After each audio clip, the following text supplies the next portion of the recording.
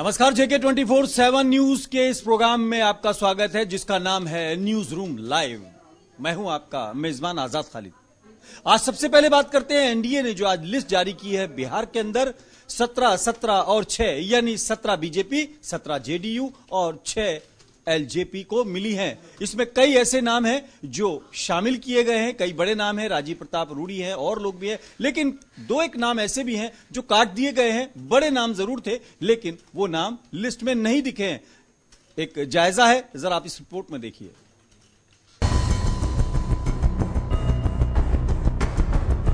बिहार महागठबंधन में जहां सीटों को लेकर सिरफुटौल का दौर जारी है, तो वहीं एनडीए ने आज अपने सभी उम्मीदवारों का नाम फाइनल कर मैदान में उतार दिया। बिहार में जेडीयू बीजेपी 17 सीटों पर चुनाव लड़ रही हैं, तो वहीं एलजेपी 6 सीटों पर ताल ठोक रही है। बीजेपी ने अपने 2 मौजूदा सांसदों का टिकट काट दिया है।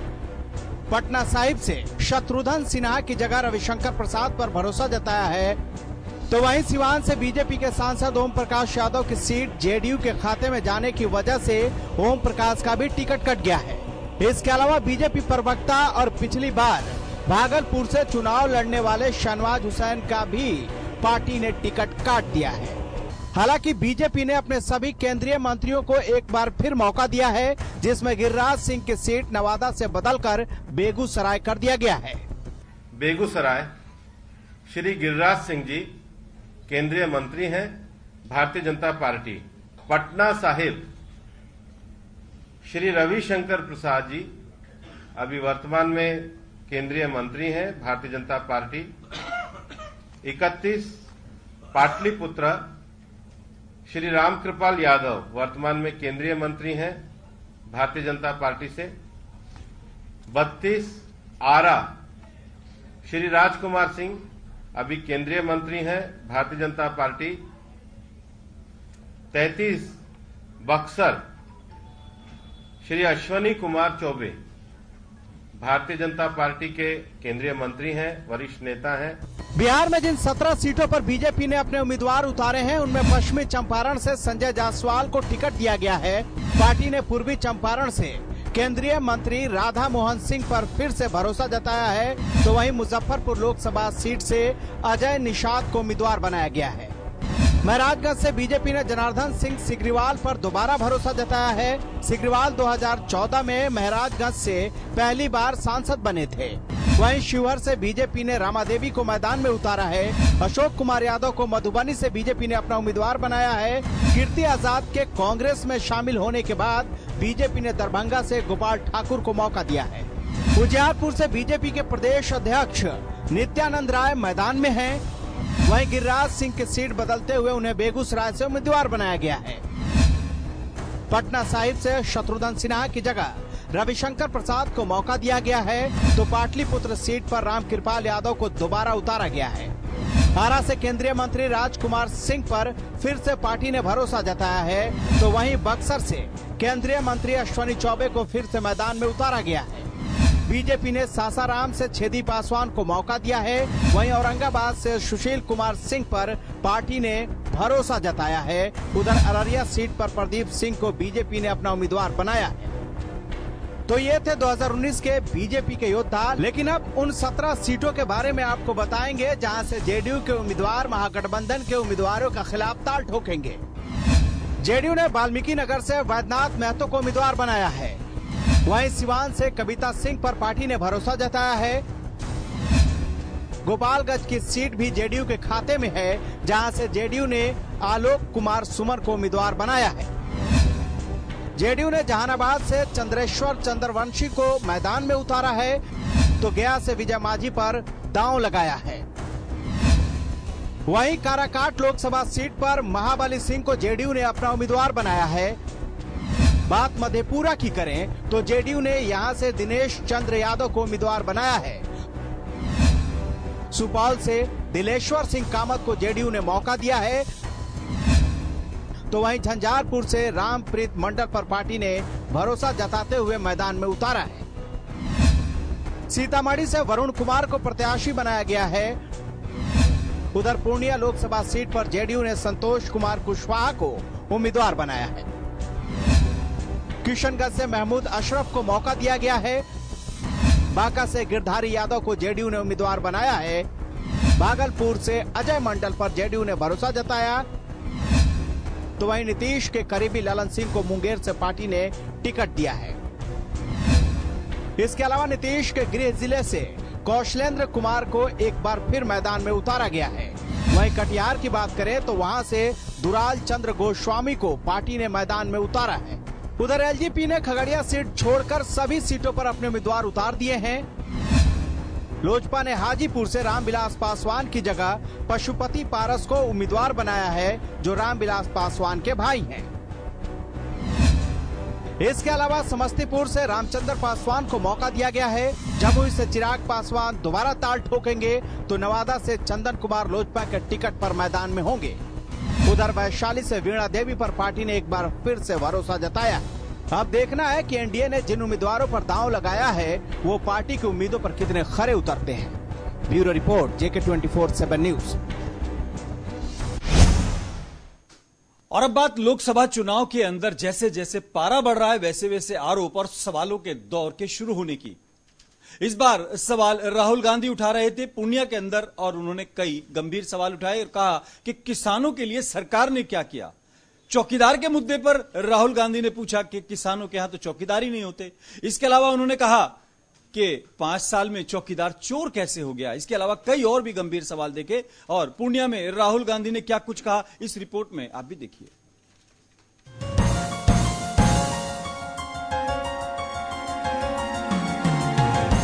एक तरफ पटना में एनडीए महागठबंधन को मात देने के लिए अपने योद्धाओं का ऐलान कर रही थी, तो दूसरी तरफ पटना के करीब 400 किलोमीटर दूर पूर्णिया में प्रधानमंत्री नरेंद्र मोदी पर राहुल गांधी गरज रहे थे। राहुल गांधी ने पीएम पर वादा खिलाफी का आरोप लगाते हुए कहा है कि 2014 में बीजेपी ने लोगों से लंबे लंबे वादे किए, लेकिन उन्होंने अपने वादे पूरे नहीं किए। राहुल गांधी ने चौकीदार के बहाने भी पीएम पर हमला बोला। उन्होंने चौकीदार पर तंज कसते हुए कहा कि गरीब और किसानों के घर में चौकीदार नहीं होते हैं, बल्कि चौकीदार तो अमीरों के होते हैं। पहले कहते थे मुझे बनाओ चौकीदार, मुझे बनाओ प्रधानमंत्री, मैं बनूंगा चौकीदार। अब कहते हैं हम सब चौकीदार, पूरा देश चौकीदार। भाइयों और बहनों, एक बात सुनिए, छोटा सा सवाल, क्या चौकीदार गरीबों के घर में मिलता है या अमीरों के घर में? आपने कभी किसान का घर देखा है जिसमें चौकीदार खड़ा होता है? आपने मजदूर का घर देखा है जिसमें चौकीदार खड़ा मिलता है? छोटे दुकानदार के घर में चौकीदार दिखाई देता है ना? चौकीदार अमीर लोगों के घर में दिखाई देता है। राहुल गांधी ने अनिल अंबानी के बहाने भी प्रधानमंत्री को घेरा। उन्होंने केंद्र सरकार पर लोगों का पैसा अनिल अंबानी को देने का भी आरोप लगाते हुए कहा है कि प्रधानमंत्री लोगों को संबोधित करते हुए मित्रों कहते हैं, लेकिन मित्रों का पैसा उनकी जेब से निकालकर अनिल अंबानी को दे दिया गया है और मित्र देखते ही रह गए। मोदी जी आपसे भाषण करते हैं, आपको कहते हैं मित्रों, आपके पास यहाँ आके कहते हैं मित्रों मैं आपको रोजगार दूंगा, मित्रों मैं आपके बैंक अकाउंट में 15 लाख रुपए डालूंगा, आपको वो मित्र कहते हैं, मगर अनिल अंबानी को भाई कहते हैं। आपने टीवी में सुना होगा, अनिल भाई, नीरव भाई, मेहुल भाई, विजय भाई, और हिंदुस्तान की जनता को मित्रों।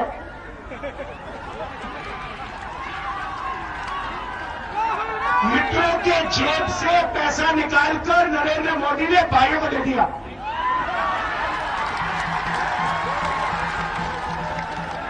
और मित्र देखते रह गए, क्या हुआ भैया, चौकीदार बनना था इसको, रात को हम चौकीदारी कर रहे हैं, ये जाके बन गया अनिल अंबानी का चौकीदार।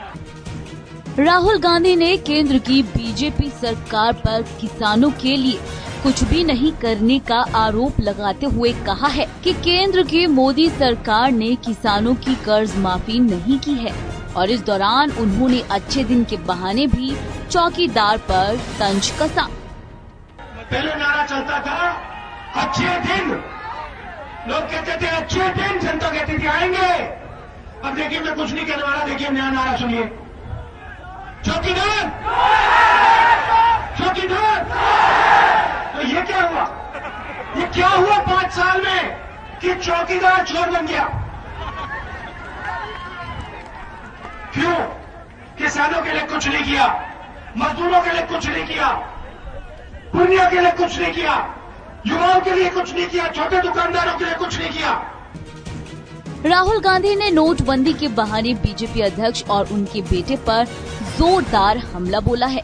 राहुल गांधी ने अमित शाह के बैंक पर नोटबंदी के दौरान 700 काले धन को सफेद करने का आरोप लगाया है और इसके अलावा बीजेपी अध्यक्ष के बेटे पर भी निशाना साधा है।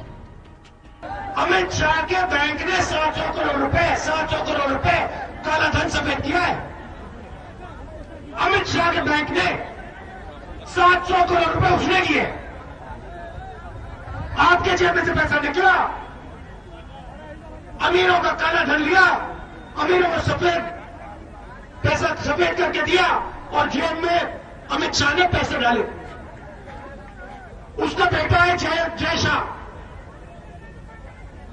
50,000 करोड़ रुपए का बिजनेस था, 50,000 रुपए का बिजनेस था, 80 करोड़ रुपए उसने ऐसे बना लिए। भले ही पहले चरण के चुनावों में करीब 15 दिनों से ज्यादा का वक्त बाकी है, लेकिन राहुल गांधी पूरी तरीके से चुनावी मोड में आ चुके हैं। अब देखना ये है कि जो प्रधानमंत्री मैदान में उतरते हैं तो राहुल के इन आरोपों को किस तरह से जवाब देते हैं। यानी वार पलटवार का दौर तब और ज्यादा देखने को मिलेगा जब प्रधानमंत्री मोदी चुनावी मैदान में मोर्चा संभालेंगे।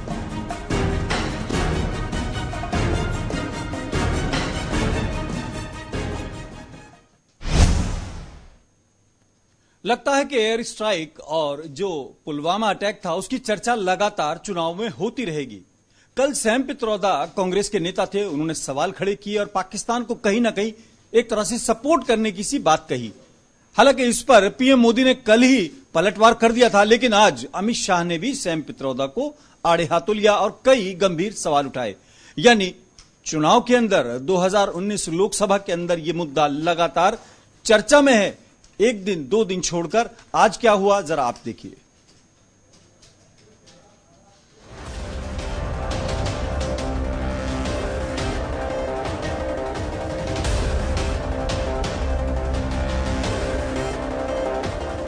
चौदह फरवरी को हुए पुलवामा हमले के बाद जब पूरा देश एक स्वर में स्वर मिलाकर चल रहा था, तब किसी ने उम्मीद भी नहीं की होगी कि आने वाले कुछ दिनों में राजनीतिक दल अपने निजी फायदे के लिए इस तरह से संवेदनशील मुद्दे के सहारे वोटों पर सेंध लगाने की कोशिश करेंगे। शुक्रवार को कांग्रेस नेता सैम पित्रोदा के बयान के बाद यही मुद्दा सुर्खियों पर रहा। अपने बयान में सैम ने सर्जिकल स्ट्राइक पर कई सवाल उठा दिए। हालांकि कांग्रेस ने उनके इस बयान को निजी बयान बताया, लेकिन चुनाव सर पर हैं, ऐसे में आरोप लगे और पलटवार न हो मुमकिन नहीं। इसलिए आज खुद बीजेपी चाणक्य अमित शाह ने प्रेस कॉन्फ्रेंस कर कांग्रेस को आड़े हाथों लिया।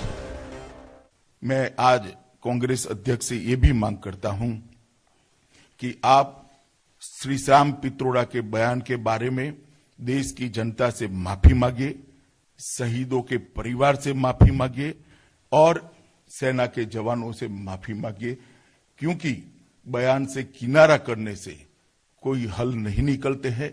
देश की जनता आपका किनारा करने की राजनीति को समझ चुकी है।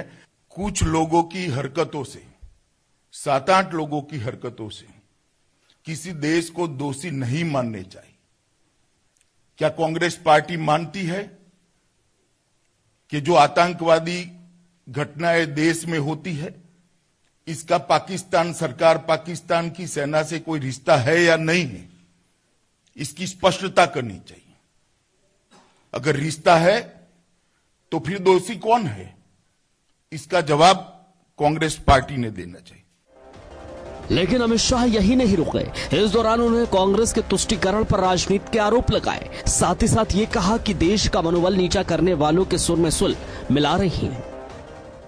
कांग्रेस पार्टी हर बार चुनाव नजदीक आती है तो तुष्टीकरण की राजनीति करती है, अपीसमेंट की पॉलिटिक्स करती है, वोट बैंक की पॉलिटिक्स करती है। इसमें मुझे कोई आपत्ति नहीं है, ये उनकी परंपरा है। कई सालों से, 3 दशकों से कांग्रेस ने अपीसमेंट का बीज इस देश के अंदर बोया है। हमें इसमें कोई आपत्ति नहीं है, देश की जनता इसको जानती है। परंतु वोट बैंक की राजनीति क्या देश हित से ऊपर हो सकती है? वोट बैंक की राजनीति शहीदों के खून के ऊपर हो सकती है?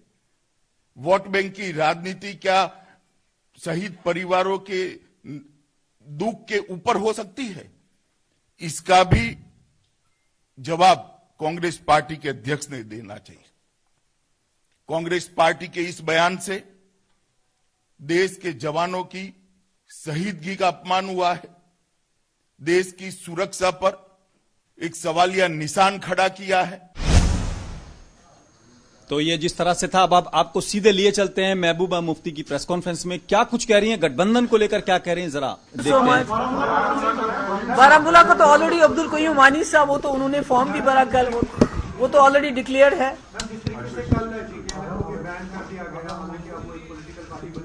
तो क्या कुछ आप देख रहे हैं, किस तरीके की ये कोशिश है? ये बहुत बुरा है, क्योंकि एक डेमोक्रेसी में it's a battle of ideas, और एक ऑर्गेनाइजेशन जिसने शन किया हो वायलेंस ऑलरेडी इतने सालों से, and they are looking for space peace of the problem, तो उनको बैन करना यानी आप गड़े मुर्दे उखाड़ रहे हो। You are again pushing people to the ball, you are forcing people to take to violence once again, because आप उनकी डेमोक्रेटिक जो स्पेस है, पीसफुल स्पेस को चोक कर रहे हैं। I think this is bad, this should not have happened, because living in a democracy, the people, you have to provide people a space to fight things politically rather than through suppression or oppression. तो मुझे लगता है वो गलत है। आपको लगता है कि एक क्रैकडाउन है हर किसी वॉइस के खिलाफ, जहां पे भी उनको लगता है कि चाहे वो एंटी इंडिया वॉइस कहें या कहीं ना कहीं किसी बहुत बुरा है। जैसे जमात इस्लामी पे बैन, उसके बाद अहले हदीस के लोगों को पकड़ के ले जा रहे हैं, उसके बाद रिलीजियस हेड्स को पकड़ के ले जा रहे हैं। कहीं ना कहीं ये जो फिर से एक बार जम्मू कश्मीर जो है इलेक्शन में कुर्बानी का बकरा बनाया जा रहा है इसको, कि you are showing muscular policy को दिखा दिखा के आप जो है पूरे मुल्क में एक इंप्रेशन क्रिएट करना चाहते हैं कि हम बड़े स्ट्रांग हैं, हम बड़ा फर्मली कश्मीर को डील कर रहे हैं, but at the cost of Kashmiris. Thank you so much.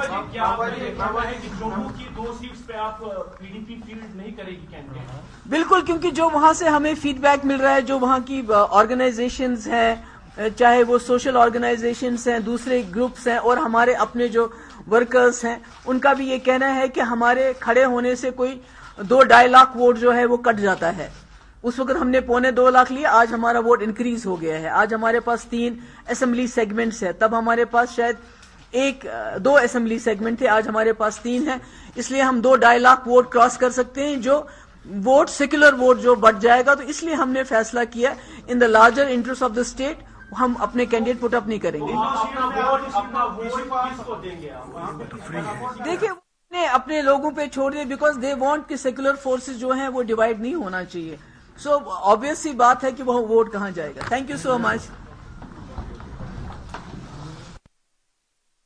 Mehbooba Mufti जो कई बातों का भी जवाब दे रही थी, कई बातें कह भी रही थी।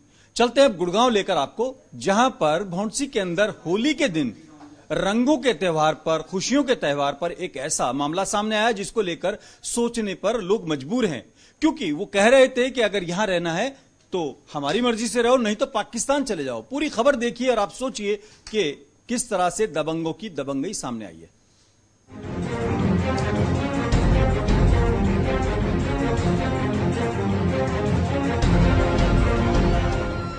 गुंडागर्दी की यह तस्वीर देश की राजधानी दिल्ली से सटे गुड़गांव की है। इस तस्वीर को देखकर आपका दिल दहल जाए, लेकिन इन गुंडों की गुंडई पर कोई फर्क नहीं पड़ने वाला है। पहले लाठी डंडों के साथ घर में घुसते हैं और छत पर जाकर एक शख्स को लाठियों से इस कदर पीटते हैं कि वो पल भर में लहूलुहान हो जाता है। इसके बाद दूसरे शख्स पर भी टूट पड़ते हैं। यही नहीं, तीसरे शख्स को तो इन्होंने छत से ही नीचे फेंक दिया। एक तरफ ये गुंडे गुंडई का नंगा नाच नाच रहे थे तो दूसरी तरफ परिवार के दूसरे सदस्य दरवाजे पर दूसरे कमरे में प्रवेश से रोकने के लिए जद्दोजहद कर रहे थे। इस दौरान घर की 2 महिलाएं इन्हें बचाने पहुंची, लेकिन इन गुंडों ने एक न सुनी, उन पर भी लाठी डंडों से वार किया। बताया जाता है कि होली के दिन ये घटना उस वक्त हुई जब क्रिकेट खेल रहे मुस्लिम परिवारों के युवकों के पास 20 से 25 लोगों ने आकर कहा कि जाकर पाकिस्तान में खेलो। उसके बाद विवाद हो गया। उस समय तो ये चले गए, लेकिन बाद में लाठी डंडों के साथ लौटे। फिर जो हुआ वो आपके टीवी स्क्रीन पर है।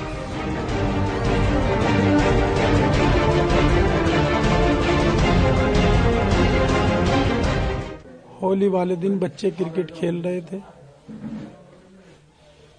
2 युवक बाइक पे आए, कहने लगे जी मुल्ला क्या कर रहे हैं यहाँ? तो भैया क्रिकेट खेल रहे हो, तुम्हें तो पाकिस्तान जाना चाहिए। उन्होंने भैया तुम खेल लो। उन्होंने गेंद बल्ला दे दिया, मैं पहुंच जाता हूँ। कहने लगा तू कौन है? उन्होंने मेरे मारना शुरू कर दिया। एक थप्पड़ मारा उन्होंने, 1-2 थप्पड़ मार के वो कहने लगे 1 मिनट रुक, अभी कहाँ रहता है? मैं भाई मेरा ये मकान है। कहने लगा मैं अभी आया। उधर से 10-15 को लेके आया, फिर 10-15 से 50-60 बढ़ गए। वो जो भी आया मारता रहा, किसी ने ये नहीं पूछा क्या बात है। मेरे घर में घुस गए, सब बच्चों को मारा। मेरे बच्चे इतने डरे हुए हैं, ये कह रहे पापा इस मकान को ऐसे ही छोड़ के चले जाओ या बेच दो, मैं नहीं रहूंगा यहाँ। और अब बात करते हैं आईपीएल की, जो आज से शुरू हो रहा है। धोनी वर्सेस विराट इसका नाम दिया जा सकता है, और ये दोनों टीमें आमने सामने होंगी। बड़ा दिलचस्प मुकाबला होगा, और हमारी स्पोर्ट्स डेस्क ने जरा जायजा लिया है, देखिए आप।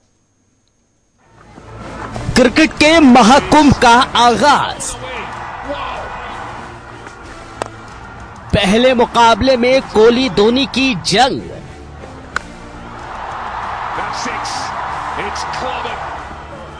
आरसीबी के सामने मजबूत चेन्नई की टीम।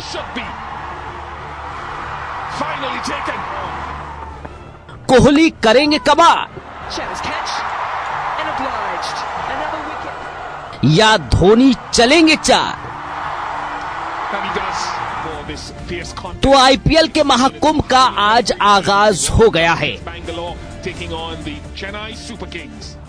धोनी की चेन्नई सुपर किंग्स और कोहली की रॉयल चैलेंजर्स बेंगलुरु आज पहले मुकाबले में आमने सामने होगी। ये मुकाबला चेन्नई के एमए चिदम्बरम स्टेडियम में खेला जाएगा। पिछले साल कोहली की कप्तानी वाली आरसीबी प्लेऑफ में जगह बनाने में नाकाम रही थी। पॉइंट टेबल पर 6ठे नंबर पर वो रही थी। वहीं चेन्नई सुपर किंग्स ने फाइनल में सनराइजर्स हैदराबाद को मात देकर तीसरा आईपीएल का खिताब अपने नाम किया था।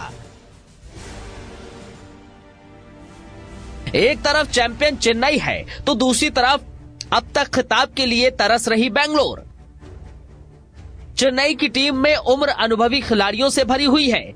धोनी की team Shane Watson, Dwayne Bravo, Faf du Plessis, Ambati Rayudu, Kedar Jadhav और सुरेश रैना जैसे अनुभव खिलाड़ियों से सुसज्जित है। वहीं इमरान ताहिर और हरभजन सिंह के रूप में 2 अनुभवी स्पिनर भी हैं। मोहित शर्मा का अनुभव भी कम नहीं है। जहां चेन्नई 3 बार की चैंपियन है, वहीं बेंगलुरु की टीम में कई बड़े नाम होने के बावजूद भी अभी तक खिताब अपने नाम नहीं कर सकी है। 3 बार वो फाइनल में पहुंची, तीनों बार उसे हार मिली। कोहली और डिविलियर्स जैसे धुरंधरों से भरी हुई टीम अच्छा प्रदर्शन करने में नाकाम रही है। बेंगलुरु टीम की कमजोरी यही है कि उसे सिर्फ इन दोनों खिलाड़ियों पर ही निर्भर रहना पड़ेगा। अगर ये फ्लॉप होते हैं तो टीम के लिए मुसीबत खड़ी हो सकती है। इन दोनों टीमों के बीच पिछली भिड़ंत पुणे में पिछले साल हुई थी, जिसमें जडेजा ने पहली ही बॉल पर विराट कोहली को और हरभजन ने पहली ही बॉल पर एबी डिविलियर्स को चलता किया था। ये दोनों बल्लेबाज हिसाब बराबर करने को बेताब होंगे। वहीं चेन्नई के अंबाती रायडू और रविंद्र जडेजा अच्छा प्रदर्शन करके वर्ल्ड कप की टीम में जगह पक्की करना चाहेंगे। बेंगलुरु के तेज गेंदबाज उमेश यादव की नजरें भी आईपीएल के प्रदर्शन के आधार पर वर्ल्ड कप टीम में अपनी जगह बनाने को होगी। विराट की टीम अगर धोनी के धुरंधरों को उनके गढ़ में हरा देती है तो इससे बड़ी शुरुआत उनके लिए नहीं हो सकती। वहीं दूसरी तरफ चेन्नई के किंग भी इस आईपीएल में धमाकेदार प्रदर्शन करने के इरादे से उतरेंगे। ऐसे में उम्मीद ये है कि दर्शकों को एक बड़ा मुकाबला देखने को मिलेगा, क्योंकि एक तरफ कोहली का क्लास होगा तो दूसरी तरफ धोनी की रणनीति। एक तरफ डिविलियर्स का धमाका होगा, दूसरी तरफ रैना अपनी बल्लेबाजी से विरोधियों को चित कर देंगे। Bureau report.